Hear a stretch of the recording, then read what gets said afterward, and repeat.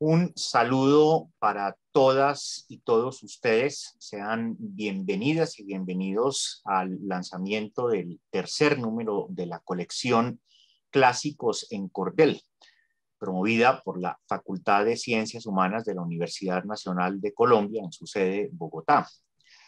Clásicos en Cordel es una serie un tanto atípica que surgió durante la época de plenitud del aislamiento ocasionado por la pandemia. Nos interesaba desde la facultad invitar, seducir, jugar, convidando a lecturas que fueran del todo significativas y llevaderas durante la era en que estábamos absolutamente obligadas y obligados a leer en una pantalla.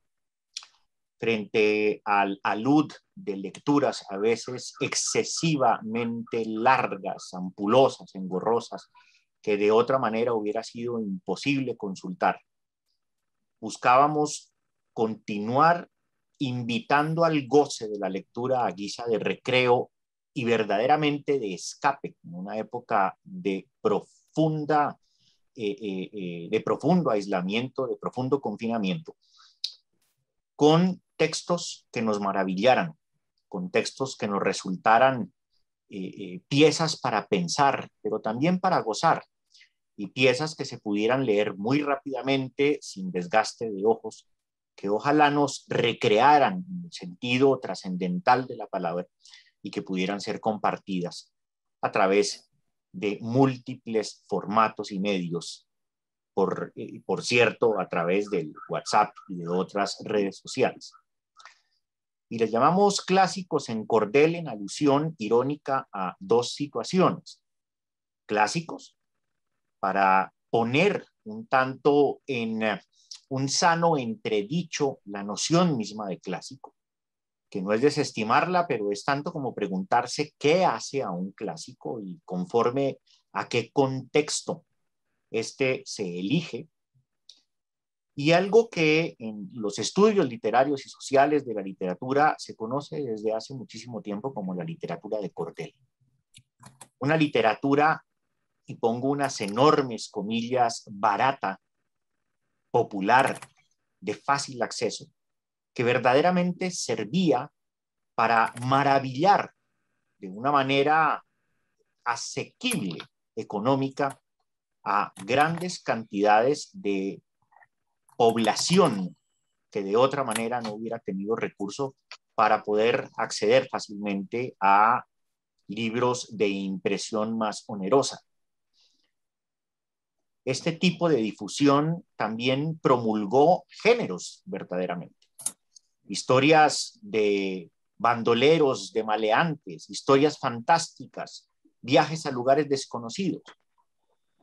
Habría distintas formas de entender qué es esto de la literatura de cordel, pero constituye en sí mismo una riquísima beta para poder entender múltiples formas de recrear el mundo, de sentir el mundo y de habitarlo. Por no decir que también en esta literatura de cordel se reprodujeron a su manera los famosos clásicos que de otra manera hubiera sido imposible conseguir. Se les llama clásicos de cordel porque obedecen también a una condición errante, a vendedores trashumantes que iban de feria en feria, de mercado en mercado, de pueblo en pueblo, tendiendo una cuerda y colgando los baratos y minúsculos títulos allí para ser vendidos o a veces incluso, cosa muy interesante, canjeados. Se compraba un ejemplar, volvía el vendedor y luego lo intercambiaba por el siguiente, etcétera. Y algo semejante alcanzamos a ver a veces en las droguerías o las misceláneas de muchos lugares de Colombia, incluso en Bogotá, en muchos barrios. Con esta idea de clásicos en cordel, queremos darle esa dimensión de goce, de lo imprevisto, una dimensión dinámica y de maravilla, con textos que respondan al momento, pero que también inviten a otras miradas. Y mucho de eso, si no todo, está en el número presente. En los dos cuentos concebidos magistralmente por Vicenta Siosi, quien nos hace el honor de acompañarnos hoy. Una muy importante escritora wayú contemporánea, una muy reconocida escritora indígena latinoamericana, pero además, y esto lo digo en un tono más personal, indirecto, pero es algo que la gente sabe donde ella vive, una persona de una enorme amabilidad. La maestra Vicenta Siosi es también reconocida en el entorno en el cual continuamente se mueve por ser una persona particularmente dulce y hospitalaria y generosa, como incluso nos lo trasciende su hermosa voz cuando nos lee los textos en los apartes que tuvimos para poder promocionar los textos que ella hoy va a presentar. Hay una dimensión múltiple en estos relatos que tocan fibras profundas de la sociedad wayú, problemas constitutivos esenciales de la cultura del pueblo wayú y que son también absolutamente contemporáneos y que le dan otros visos a fenómenos que fácilmente se prestan para ser entendidos desde aquí de una forma unidimensional y sensacionalista. Pero aparte de eso, son textos profundamente bellos, de una bella factura. Son textos tan generosos como su autora, tan hospitalarios como ella, y textos que nos llaman rápidamente a ser leídos y a adentrarnos en mundos bellos, pero igualmente trágicos, sin que por eso sea fácil o necesario condenar a estas sociedades como la wayú a la tragedia. Más bien, en el fondo, en estos textos subyace una profunda ironía, y es una ironía magistral, una ironía inteligente. Quiero saludar muy, muy gratamente a la maestra Vicenta Siosi, que nos acompaña hoy, con de nuevo una enorme generosidad para este lanzamiento, pero también a dos profesoras que han hecho un trabajo muy destacado en el ámbito de las disciplinas sociales para tratar con toda la seriedad y sensibilidad las literaturas indígenas y las literaturas femeninas. La profesora María Mercedes Ortiz es reconocida ampliamente por su trabajo con literaturas indígenas y se trata de una autoridad indiscutida en ese ámbito, no solo en el contexto colombiano, sino reconocida en el ámbito académico mucho más amplio por ese trabajo. Es una antropóloga de larga trayectoria, además, que tiene una muy, muy marcada sensibilidad etnográfica para percibir también las sutilezas que entrañan estos relatos. Y la profesora Marta Zambrano, de nuestro departamento de antropología, ha hecho como pocas una muy, muy notable labor para trabajar tanto desde la antropología como desde perspectivas inter y multidisciplinares, desde los estudios sociales, formas no canónicas dentro del ámbito académico de comunicación, como para empezar la literatura indígena, literatura femenina, y de nuevo enormemente preocupada por poder dimensionar textos de esta naturaleza desde muy distintos puntos de vista, siempre con una acuciosa mirada a poder desentramar las tensiones que allí se desarrollan más allá de las meramente dispuestas por el texto. Le doy la palabra al profesor Rubén Flores, director del Centro Editorial de la Facultad de Ciencias Humanas, y me complace enormemente contar con la presencia de ustedes esta noche, invitándoles evidentemente a que estén siempre atentas y atentos a que en el momento menos pensado, pero siempre de pronto, aparezca el próximo número de Clásicos en Cordel. Muchísimas gracias y bienvenido, profesor Rubén Darío Flores.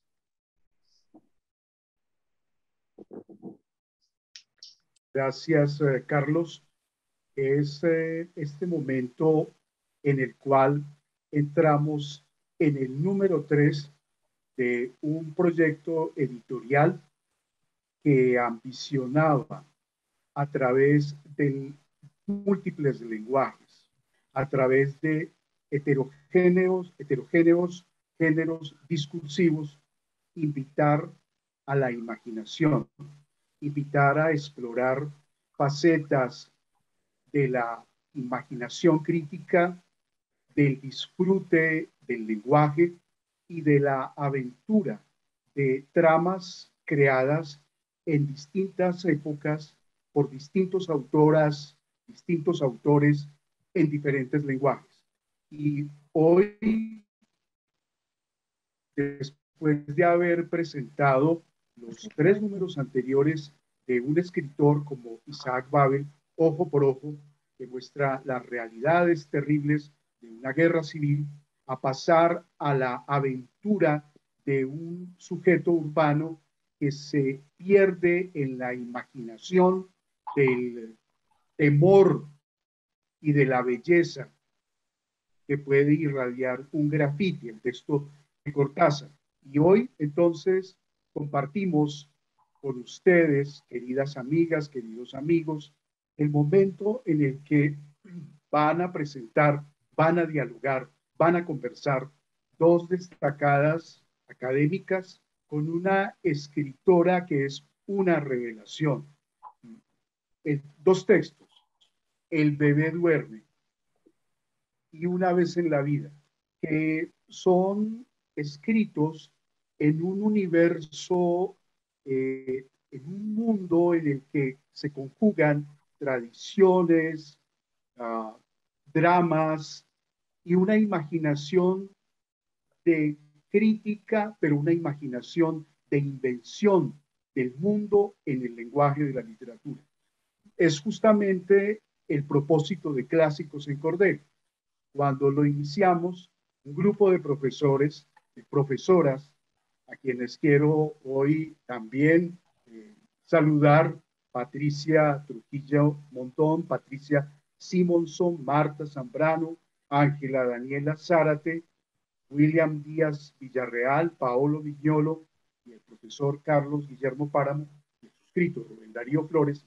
Estábamos pensando en un continente breve que diera lugar a un continente extenso, el de la imaginación, el de la aventura de la lectura, que nos llevara y llevara a las lectoras y a los lectores por múltiples caminos, por múltiples códigos culturales, por múltiples episodios humanos.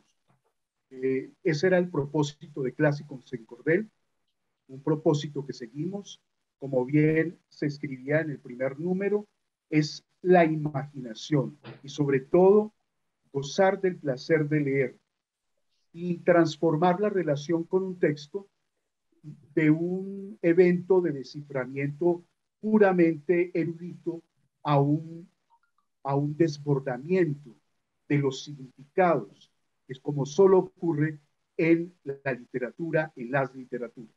Bueno, hoy yo le quiero dar la bienvenida a la maestra Vicenta Siosi, escritora muy conocida, escritora Wayuu, una nación indígena la más numerosa de Colombia, presente también en el territorio venezolano. Sus obras han traído una nueva dimensión a la literatura contemporánea en Colombia. Un texto como Dulce Corazón de piel cobriza, precioso nombre, Corazón de piel cobriza, bella metáfora que ilustra un cruce de situaciones, Juegos de los Niños Wayuu, un texto del 2004, y Cerezas en Verano.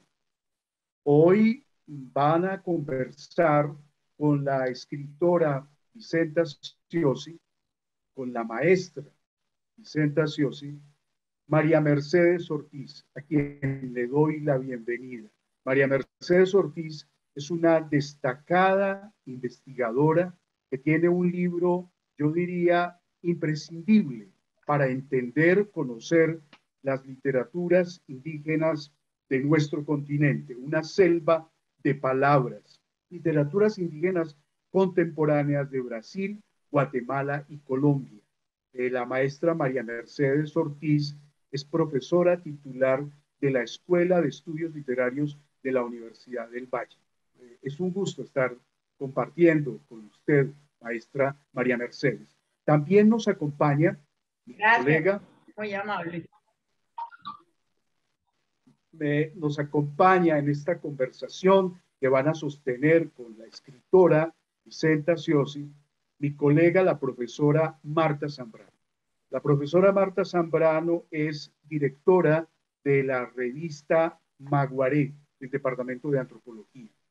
Es una maestra que en esa encrucijada de los estudios culturales, en esa heteróclita codificación de los múltiples lenguajes, nos trae una mirada renovada, pienso yo, sobre escrituras femeninas en el ámbito cultural de Colombia. Y creo que este trabajo en el que una sensibilidad hacia el lenguaje, una erudición y una disciplina en las metodologías de la antropología nos permiten mirar con una óptica nueva los textos de los que hoy se va a hacer la invitación para su disfrute, para su desciframiento, para sumergirnos en esa revelación que nos trae sobre otros, que nos traen sobre otros destinos,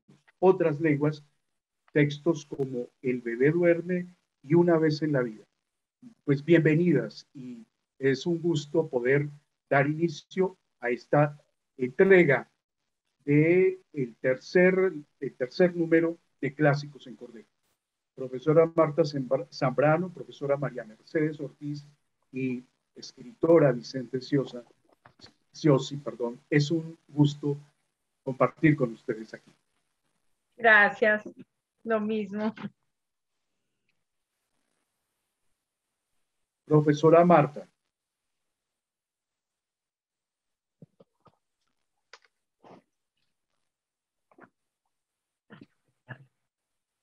No. Marta, no la escuchamos. Marta, no tienes micrófono. Listo, ahora sí. Perdón, es que no me había dado cuenta. Bueno, muchas gracias, Rubén Darío, por la presentación. Muchas gracias al decano también. Entonces vamos a dar inicio a la conversación con la maestra Vicenta Siosi. Y yo quisiera iniciar esta conversación preguntándole a la maestra, ¿quién es Vicenta Siosi? ¿Qué es ser una escritora, mujer y guayú? Que nos cuente en sus palabras quién es Vicenta Siosi. Gracias. Muchas gracias por esta invitación. Es un honor para mí, para mi familia, para mi pueblo guayú, el poder hablar con ustedes. Muchas gracias, de verdad. Sí, yo soy una guayú del clan Apshana que nació y vivió su infancia en una ranchería y salí a estudiar a la capital de La Guajira, pero nunca perdí mi contacto, el contacto con mi ranchería, con mi pueblo. Y soy una mujer que quiere a su pueblo guayú, que se siente orgullosa de ser una mujer indígena y que estando en la universidad, estudiando mi pregrado, eh, vi un vacío. No encontré ningún libro de literatura que hablase de los indígenas y quise llenar ese vacío y me propuse en mi corazón hacer esas historias de mi pueblo para que fuera visible. Y entonces, por eso están ustedes hoy pudiendo leer estos cuentos, porque fue el propósito de mi corazón por amor a mi pueblo. Gracias, Vicenta. María Mercedes. Creo que voy a volver un poquito a la primera pregunta. Lo que usted le estaba preguntando, ¿cómo la ven su familia y su comunidad, Vicenta, como escritora? ¿Qué piensa el mundo guayú de usted y su propia familia? Bueno, mi familia está contenta porque he hecho un trabajo que ha visibilizado a los guayú y el pueblo guayú también me ha manifestado su gozo. Ahora que yo fui invitada a la Feria de España, de verdad recibí tantos mensajes de ánimo de los guayú, me escribían por todos los medios, me llamaban diciéndome que estaban contentos, que estaban, que sabían que iba a ser una embajadora de ellos. Y realmente me llena de mucho gozo poder hacerlo, pero siempre he pensado que solamente estoy abriendo un camino. Quiero que otros guayú aún hagan cosas más grandes, que puedan llegar a lugares más lejanos con la literatura de nuestro pueblo.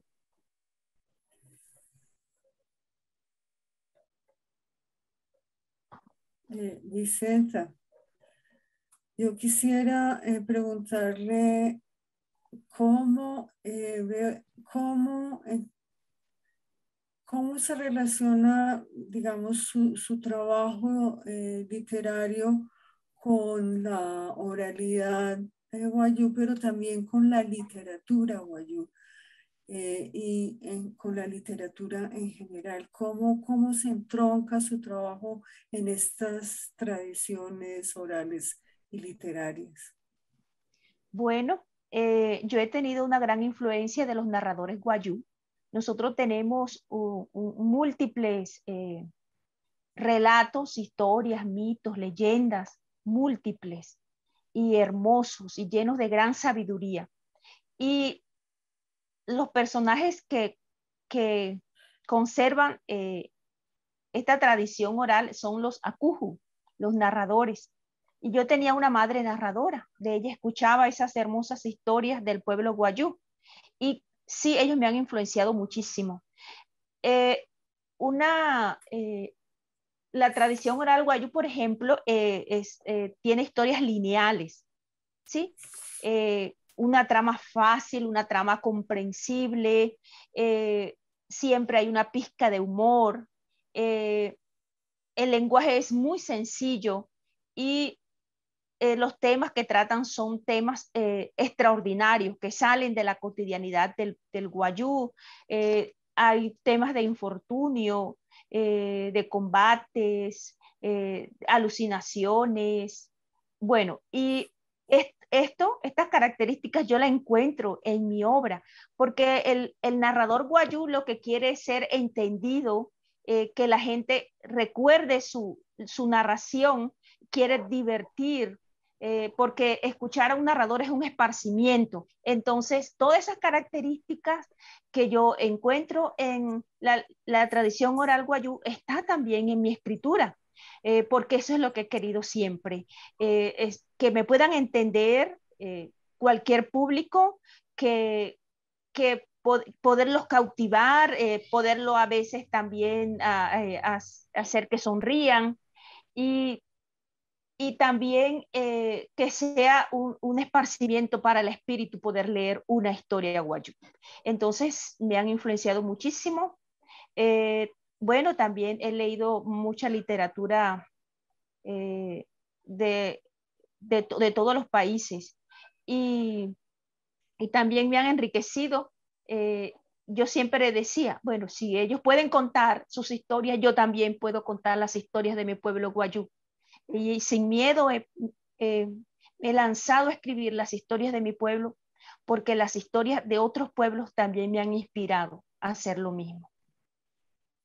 De los escritores guayú, ¿quiénes han sido importantes para ti, de los que te antecedieron, de los fundadores de la literatura guayú escrita, quiénes te han influido?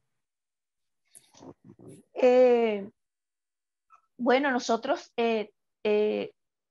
tuvimos dos grandes escritores, Glicerio Tomás Pana y Briscoe, pero de ellos admiro es su arrojo, poder escribir una novela en 1956, un guayú, me parece mucha valentía. Entonces aprendo eso de ellos y el afán también de mostrar lo que sucedía dentro del pueblo guayú. Entonces ellos son también inspiración para mí y para todos los escritores guayú que vienen siguiendo los pasos de ellos, porque ellos se lanzaron realmente. Ellos no pensaron si lo vamos a hacer bien o lo vamos a hacer mal, simplemente lo hicieron. Y eso me parece meritorio. Dentro del pueblo guayú, en la parte de Venezuela, hay grandes poetas, Atalauriana, José Ángel Fernández, pero hay uno especialmente, Leoncio Pocaterra, Juan Puchaina, y que escriben poesía hermosa. Y también me inspiraban porque veía lo que hacían y eso es lo importante, ser inspiración para otros. Quería preguntarle a Vicenta, ya a usted como escritora, con su mirada a sus relatos, desde a sus historias, a sus narraciones, desde el oficio mismo de narradora.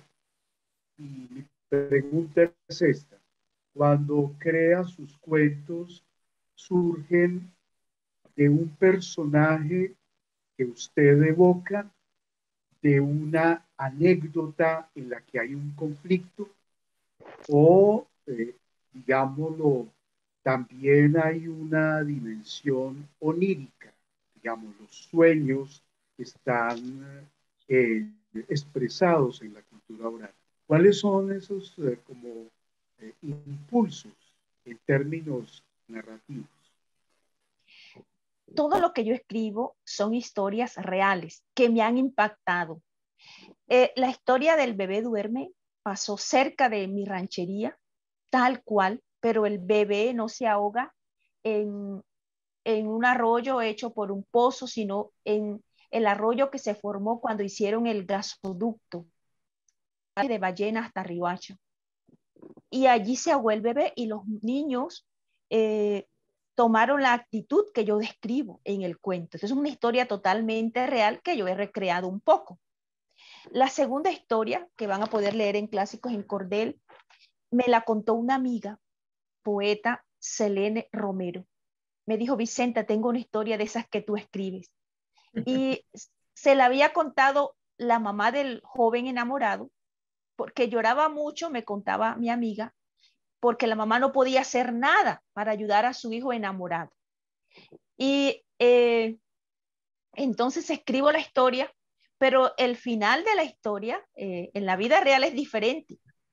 El muchacho que no puede realizar su amor con la joven se entrega al alcohol y un día se queda borracho en la carretera troncal del Caribe y un carro lo atropella y muere. Y la muchacha, que sí se había ido para Venezuela, pero se había ido sola, no se había ido con ningún otro enamorado, regresa para el velorio del muchacho. Y allí en el velorio conoce al hermano del muchacho y se casa. Hay un poco, en la vida real hay un poco de felicidad porque la muchacha logra realizarse con el hermano del enamorado. Y esas son historias reales y cada una de las historias que escribo están basadas en hechos reales. Y voy a seguir haciéndolo porque quiero escribir un poco la historia de mi pueblo.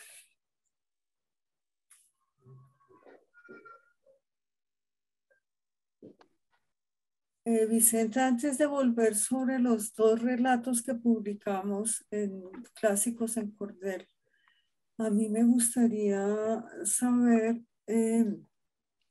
cómo, digamos, pues entiendo que la literatura escrita wayú es en español y la oralidad es en wayunaiki.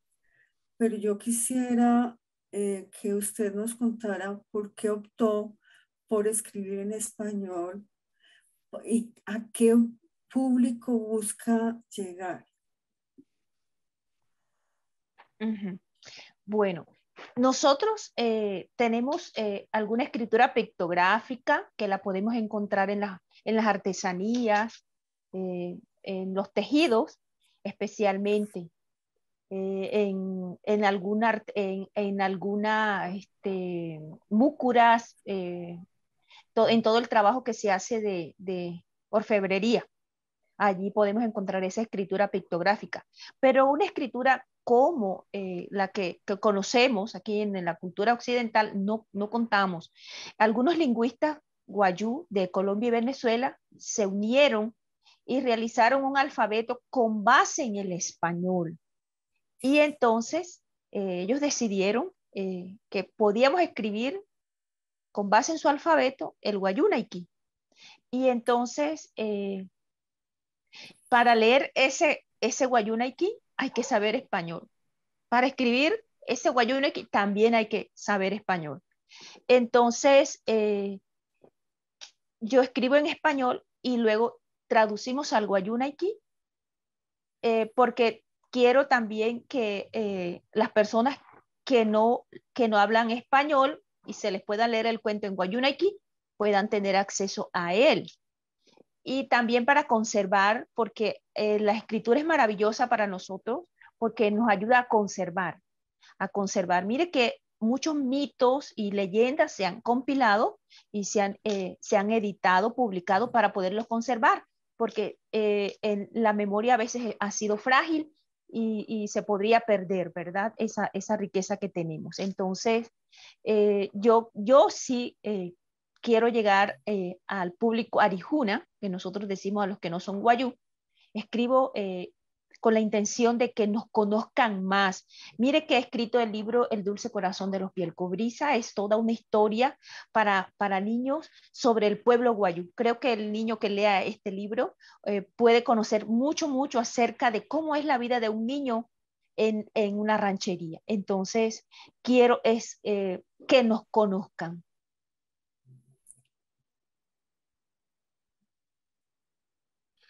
Una cosa que nos ha llamado la atención, pues siempre llama la atención cuando te leemos, Vicenta, es que muchos de tus personajes son niños, niñas, adolescentes y mujeres. ¿Por qué? Bueno, son las historias a las que he tenido acceso, historias, como ya les decía, reales, le suceden la mayoría a mujeres. Y también como mujer soy muy sensible a la problemática de mi género. Entonces, me duele mucho la situación de las niñas que casan con ancianos, por eso lo trato, ¿sí? Me duele también que los niños no puedan ir a la escuela, lo trato también. El mar me espera, por ejemplo, un cuento muy corto de los niños que son pescadores y no pueden ir a la escuela. Entonces, también siento dolor como mi pueblo y trato de hablar de eso en mis cuentos. Pero también hablo en mis cuentos de que los niños son felices también en medio de todas las carencias que puedan tener y niños que son exploradores y que con cualquier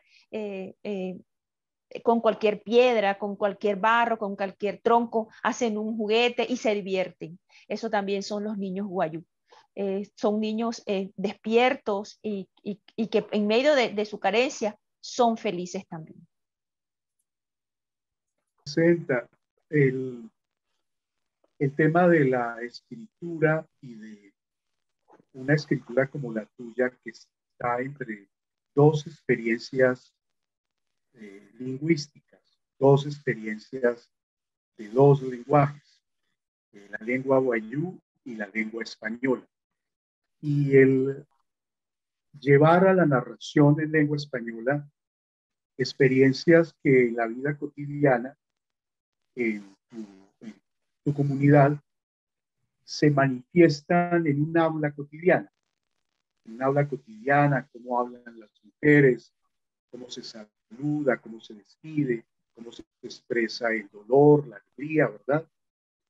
¿Ha habido alguna, qué tipo de situaciones, digamos, lingüísticas, de dificultad, encontrarías cuando tratas de llevar el habla coloquial, el diálogo, a tu narración en idioma español?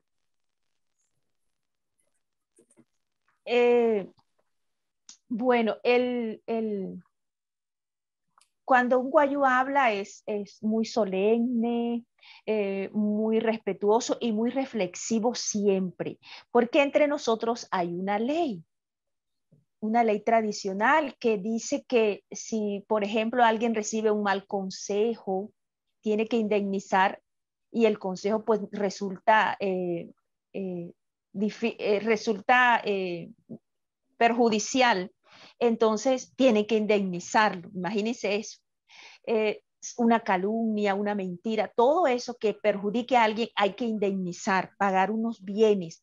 Entonces, todos los guayús son muy reflexivos a la hora de hablar y, eh, y muy, se respeta mucho la palabra, o sea, se le da mucho valor a la palabra. Entonces, eh,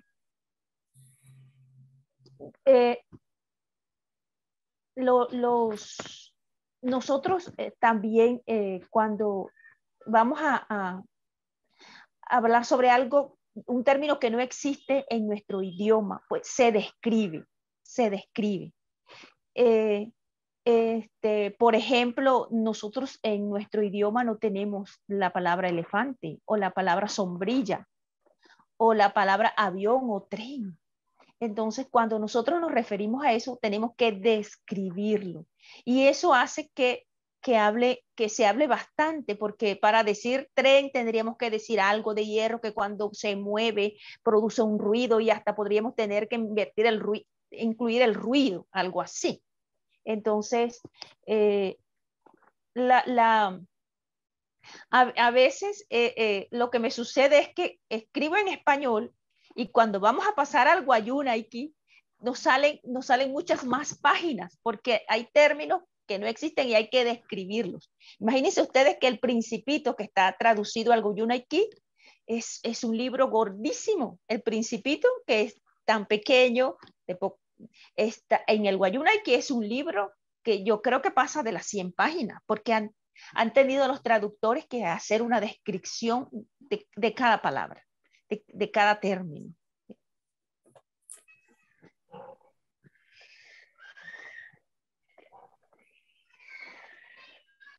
Pues hablando de estas, digamos, de estas situaciones de la escritura y de lo que usted dice, Vicente, a mí me gustaría saber cómo trabaja usted la palabra, el lenguaje, cómo a partir de estas historias que le cuentan, usted elabora de una manera tan evocativa, tan a veces inquietante, tan sugerente, que nos pone como a volar con sus historias. ¿Cómo trabaja la palabra, el lenguaje, la escritura?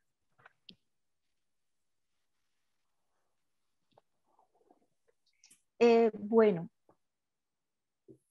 sí, está, como decía, la influencia de los narradores. Imagínense ustedes que el narrador tiene siempre un público allí y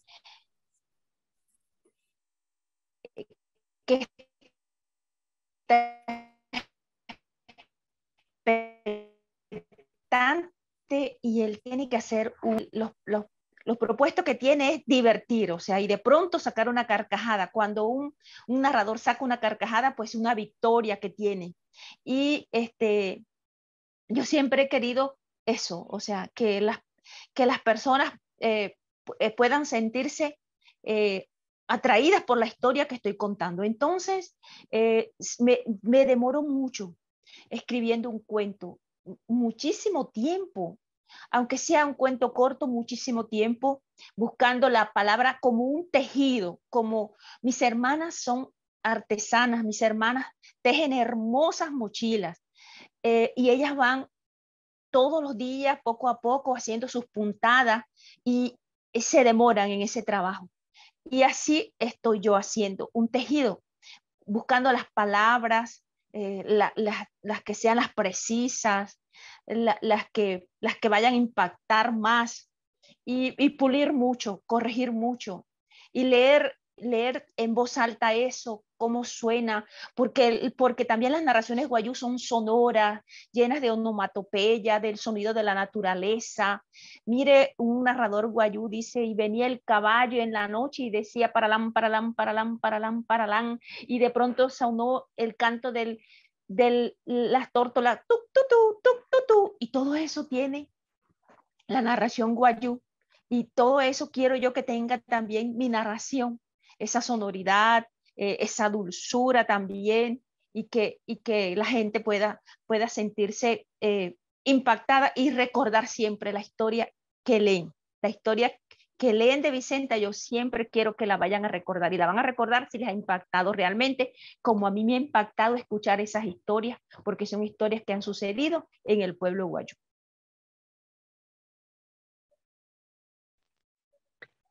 Pues tú me has contado que tú das muchos talleres de escritura en rancherías, en comunidades guayú.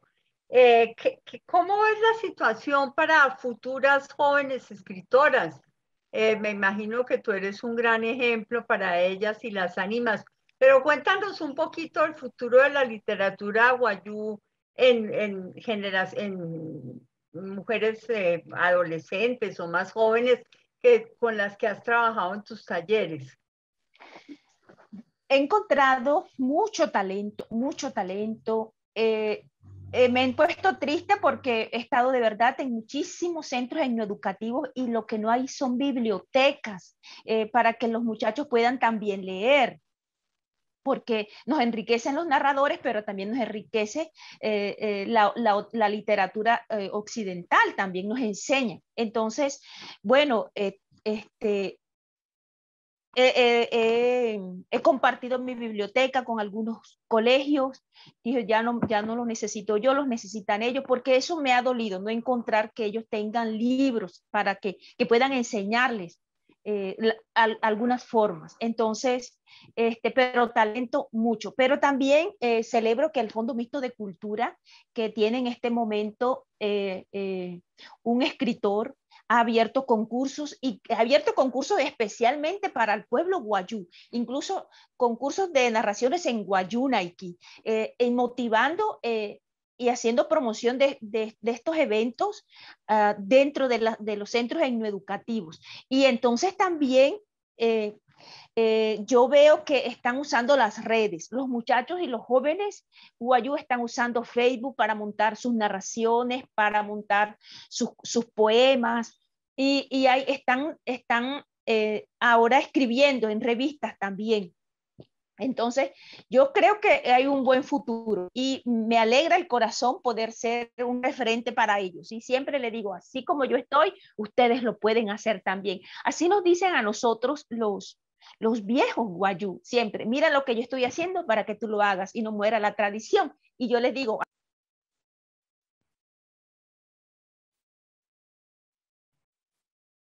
entonces, yo creo que se va a levantar una generación de escritores. Creo que se va a levantar una generación de muy buenos escritores. Y a raíz de estos concursos que ha promocionado el Fondo Mixto de Cultura, que que dirige Freddy González Zuviría, que es un historiador, un dramaturgo, un escritor. Ya estos muchachos que han ganado premios se han lanzado animados a escribir en las revistas locales, a participar en otros concursos y han sido también finalistas en otros concursos fuera del departamento. ¿Por qué? Porque han visto ejemplos, ¿sí? No solamente yo, Estercilia Simanca, Aminta Peláez, una guayú del sur de La Guajira, le ha publicado el Ministerio de Educación. Entonces, ellos están viendo que es posible hacerlo. Yo me siento contenta porque yo sé que va a venir una generación de escritores muy buenos dentro del pueblo guayú. Vicenta, una pregunta para una escritora que vive la experiencia estética, la experiencia crítica y la experiencia creadora en dos lenguas. Para usted, ¿qué es la literatura? La literatura es un espacio donde las mujeres podemos expresarnos. Hemos estado mucho tiempo en silencio y necesitábamos expresarnos y la literatura nos ha dado la oportunidad. Ese es ese espacio para levantar nuestra voz, por las que no han podido hacerlo todavía. Creo que allí podemos nosotros describir desde nuestro corazón nuestras inquietudes, nuestra experiencia. Entonces, el espacio para nosotros hablar, para nosotros conversar con otras mujeres y con el mundo.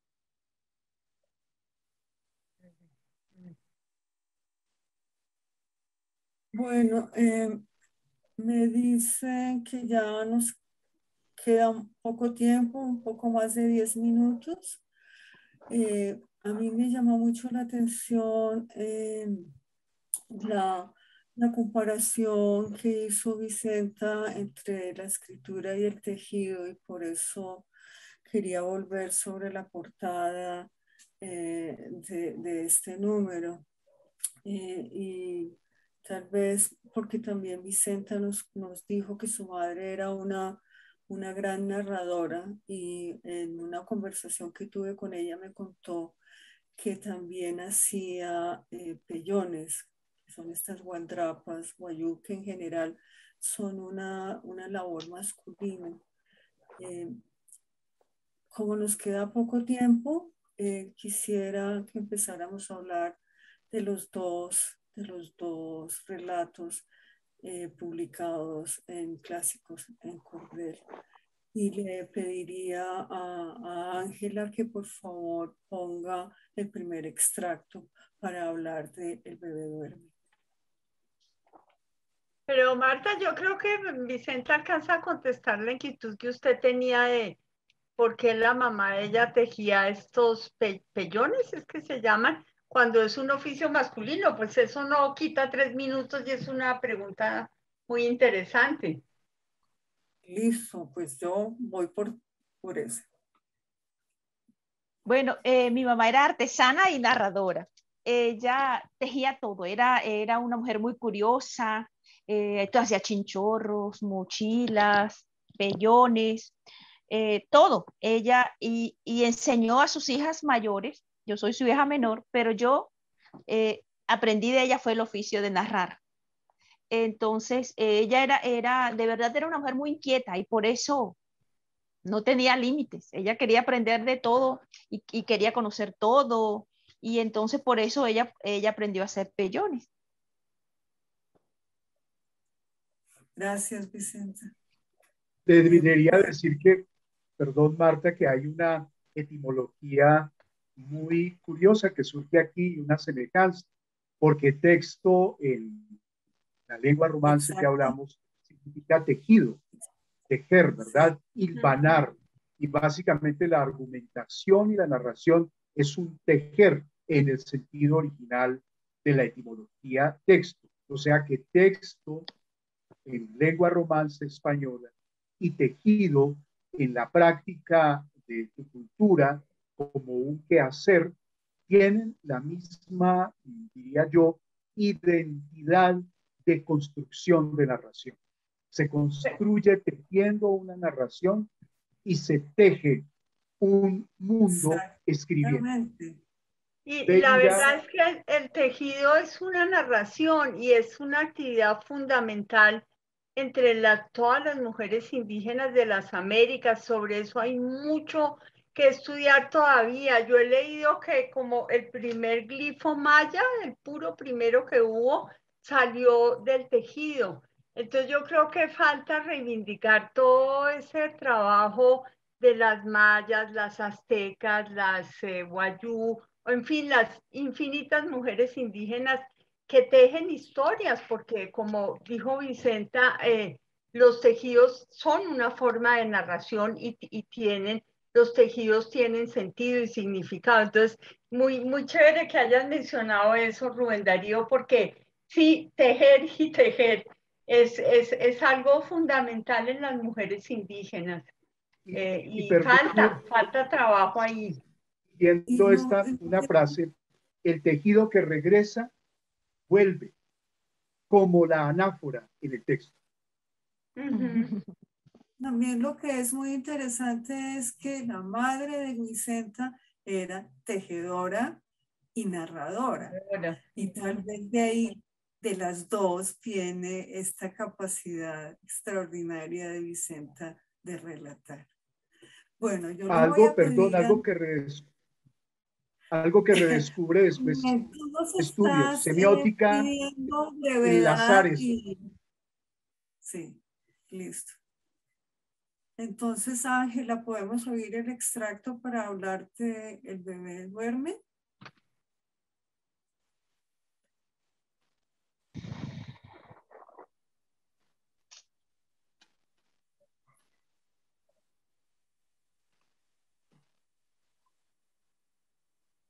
De otros niños, y estos también cuidan los ranchos cuando los adultos salen a cazar, a cortar leña, a buscar agua o cuando visitan otras rancherías.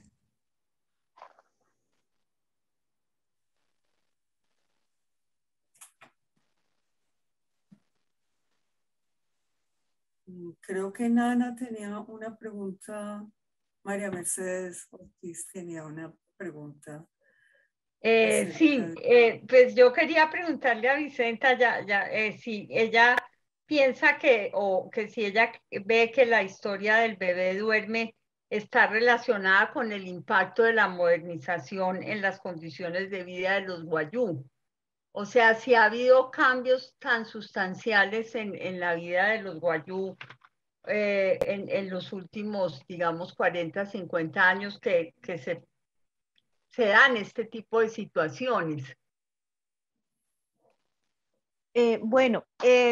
Los niños siempre han tenido un rol. Cada persona en la familia tiene un rol y es un rol de los niños cuidar a los otros. Siempre ha sido así. Entonces, de pronto alguien podría decir, pues un trabajo es una irresponsabilidad de los padres, pero ha sido un rol antiguo desde hace mucho tiempo. Los mayores cuidar a los pequeños.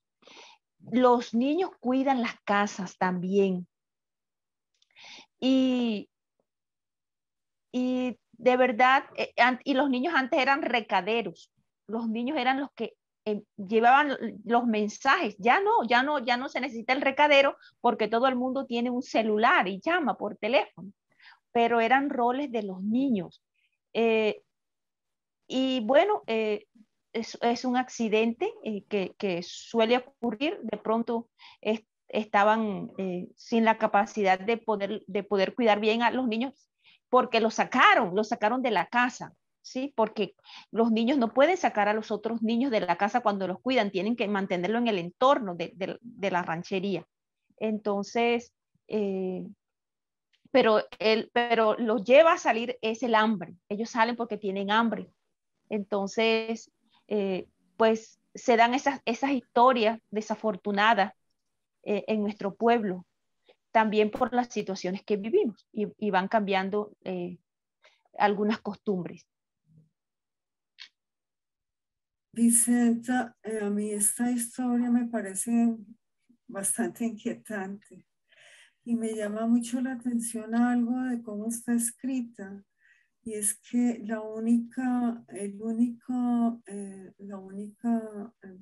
digamos, personaje que tiene nombre es la madre, Mapa.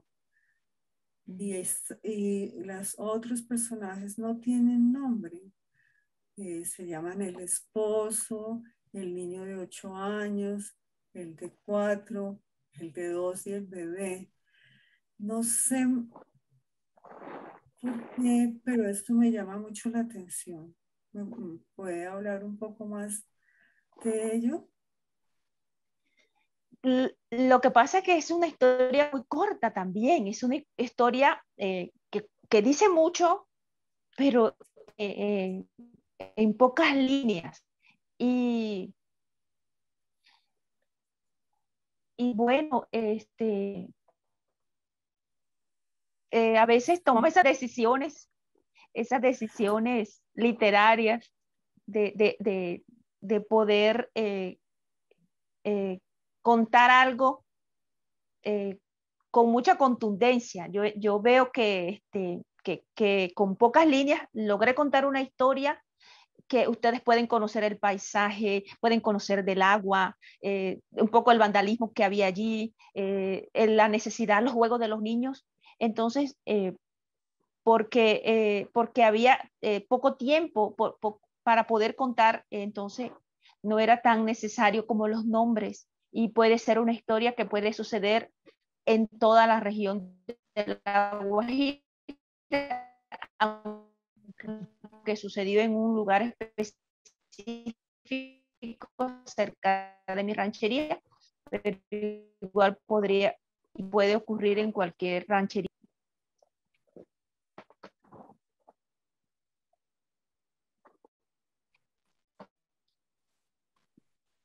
Gracias, Vicenta. Oímos entonces el otro extracto para hablar del otro relato. Solo una vez en la vida.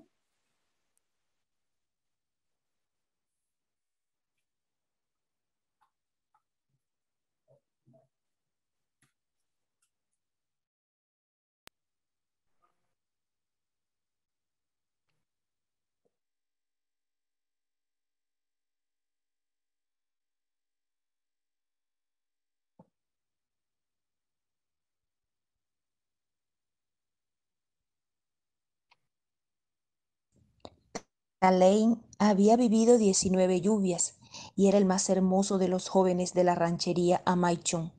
Sompa, su papá, era palabrero y lo llevaba desde niño a los arreglos de paz entre clanes guayú. Por eso Talain había aprendido a callar y a decir solo palabras amables.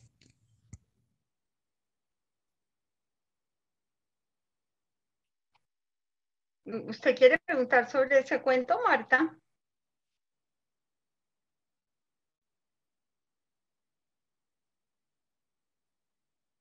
Marta.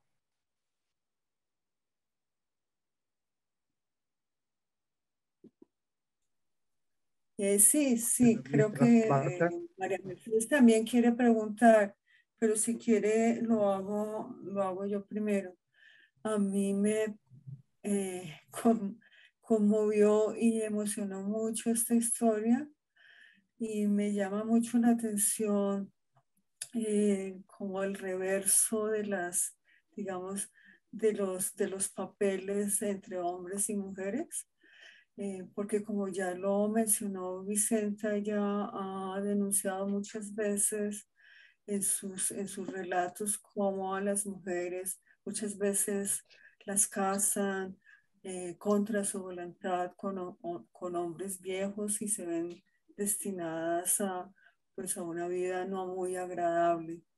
Eh, y en este caso le ocurre a este hermoso joven, hijo de palabrero, y a mí me llama la atención de la historia también y quisiera que Vicenta nos comentara cómo, digamos, elaboró pues yo sé que está basado en una historia que alguien le contó, pero esta decisión también en la escritura de cómo este muchacho que va para no solamente se enamora, sino que quiere casarse y no lo puede hacer y se ve casi obligado a casarse con una mujer mayor y luego renuncia a su papel de palabrero y se va a cuidar cabras, o sea, también cambia como su perspectiva de vida y cómo elaboró toda esta, digamos, historia ya en la versión escrita. Bueno, las alianzas matrimoniales entre los guayú se basan tradicionalmente en conveniencias económicas, conveniencias políticas y en el machismo, porque es una jactancia que los hombres mayores estén exhibiendo esposas tan jóvenes y oprimir de tener varias esposas, porque eso muestra poder económico. Si tiene varias esposas significa que tiene muchos bienes para poder adquirir estas esposas porque es el matrimonio por compra. Y bueno, pero de vez en cuando presenciamos un amor romántico y muchas veces estos amores han inspirado hayechis, cantos tradicionales. Antiguamente, cuando un novio tenía un amor romántico y no se podía concretar, pues miren que el aspirante se ahorcaba, que es la forma común del suicidio entre los guayú. El amor romántico cuando ocurre en el pueblo guayú de verdad que es un hecho memorable. Y bueno, el enamoramiento es ineludible entre los seres humanos y cuando este amor es verdadero, es inquebrantable y eso ocurre en nuestro pueblo. Se da el enamoramiento y ese enamoramiento que nada puede quebrantar. Y esta es una de esas historias que llegó a mis oídos y que quise escribir porque también muestran otra faceta del hombre, un hombre enamorado y que no sale victorioso, que renuncia a todo también, porque también son historias que vivimos en nuestros pueblos.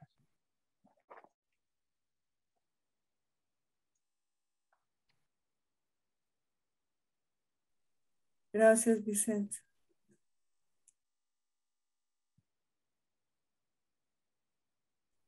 María Mercedes. No, pues yo creo que ya no se me ocurre más nada. No sé si usted, yo pienso que ya es como, o si Vicenta quiere decir algo ella por voluntad propia o Rubén Darío le quiere preguntar algo más. Yo ya realmente no. Bueno, ella ya, no sé si Rubén Darío quiere preguntarle algo. También quería que nos contara un poquito cómo se sienten esas ferias europeas como la de Madrid o el Festival de Literatura en Copenhague, de donde acaba de regresar. ¿Cómo recibe el público europeo tu obra? ¿Cómo te sientes ahí? Bueno, me sentí satisfecha porque cuando estaba hablando con las conferencias que llevé sobre los narradores guayú, sobre territorio y oralidad, y esta es una feria abierta y cualquier persona que va caminando puede escuchar por los altoparlantes las ponencias. Entonces la gente cuando escuchaba y también teníamos una exposición de fotografías allí, se quedaba. Y se quedó, el público que iba pasando se quedó a escuchar y luego me decían cuando terminaba que nunca habían conocido sobre los guayú, que jamás se habían escuchado sobre los guayú. Y estuve leyendo un fragmento de un cuento que se llama No he vuelto a escuchar los pájaros. Solamente leí un fragmento y se me acercaron alrededor de 6 personas, mujeres, llorando, pero llorando, de verdad llorando, diciéndome que ellas no habían pensado que ese dolor pudiese estar ocurriendo entre tantas jovencitas de un pueblo que ellas no conocían. Entonces, eso me llenó de satisfacción porque las cosas entre las cosas que yo quiero cuando escribo es que conozcan al pueblo guayú y poder ser ese canal de ir allá y hablarles. Y la gente me decía, bueno, ahora voy a buscar en el internet, me voy a interesar más y voy a querer aprender más sobre los guayú. Y eso es realmente lo que yo quiero, que mi pueblo sea visibilizado.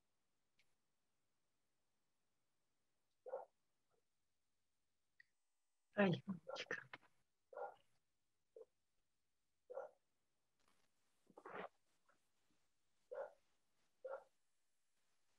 yo no te alcancé a oír. Se fue, ¿ustedes lo escucharon?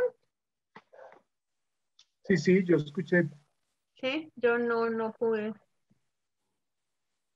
Bueno, pues yo creo, Marta y María y Vicenta, que los lectores y las lectoras tienen ya una seducción con todos estos niveles de conflicto, el amor, el lenguaje, las experiencias tuyas que se trasladan de historias que te narran, experiencias de escuchar y que se trasladan al lenguaje de tus textos. Yo pienso que dejemos a las lectoras y a los lectores el siguiente paso, que dejemos abierta la puerta y no les sigamos mostrando la casa, porque entonces se van a quedar en ella sin descubrir otras cosas. Yo creo que la visita guiada que hicimos es para que inicien el tejido. Les dimos un hilo o varios hilos de una madeja maravillosa,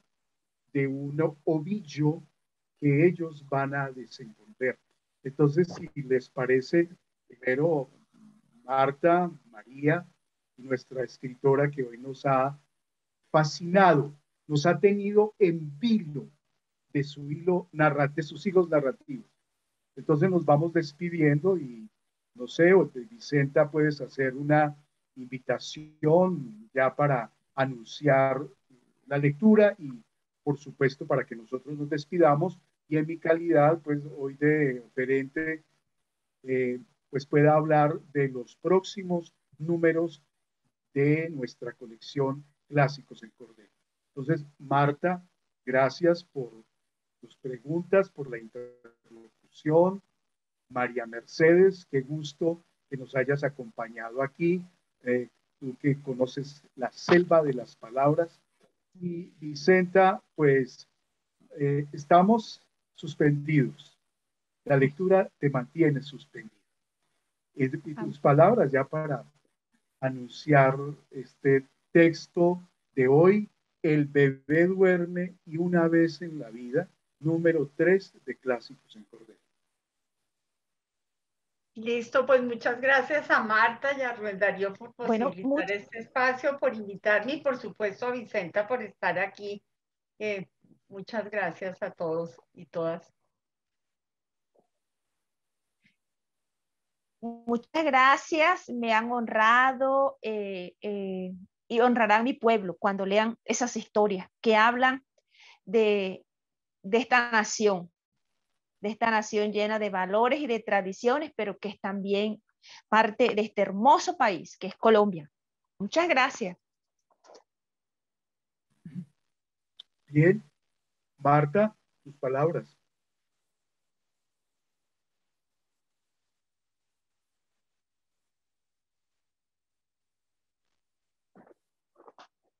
Gracias también. Creo que ha sido una conversación muy agradable entre 4 personas que es difícil a veces establecer, escucharse y tejer el hilo de la conversación también.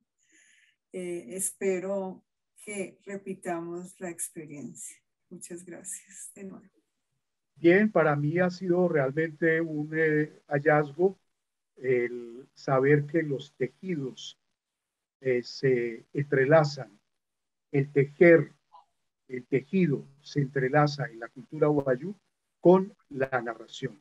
Ese es un descubrimiento, ¿verdad?, del refinamiento de este mundo cultural colombiano. Y yo les quiero invitar a todas y a todos para que nos acompañen en las próximas entregas de Clásicos en Cordel. Tenemos ya 2 textos listos, un cancionero con múltiples géneros de canción a cargo del profesor William Díaz Villarreal, quien es el curador de este texto que será la 4ª entrega de Clásicos en Cordel. Y la quinta salida de Clásicos en Cordel es un texto preparado por la profesora Patricia Simonson, quien lo tradujo del inglés al lado de Pablo Bernal Simonson. 2 textos que son una mirada nueva, crítica hacia las historias de hadas. El novio ladrón de los hermanos Grimm y Licántropo de Ángela Carter. Entonces, muchas gracias a ustedes por acompañarnos en esta presentación de Clásicos en Cordel de la Facultad de Ciencias Humanas de la Universidad Nacional de Colombia y desde el Centro Editorial de la Facultad de Ciencias Humanas. Y a la escritora colombiana cuyo tejido de escritura representa las historias del pueblo Wayuu, a Vicenta Ciosi, escritora Wayuu, escritora colombiana. Ha sido un gusto tenerla aquí en la Facultad de Ciencias Humanas de la Universidad Nacional de Colombia. Profesora María Mercedes Ortiz, muchas gracias, que no sea el último tejido, sino el inicio de nuevos. Y a la profesora Marta Zambrano, también tejedora de esta conversación, hoy en Clásicos en Cordel. Y hasta pronto. Muchas gracias. Bueno, chao a todos, buenas noches, que les vaya muy bien.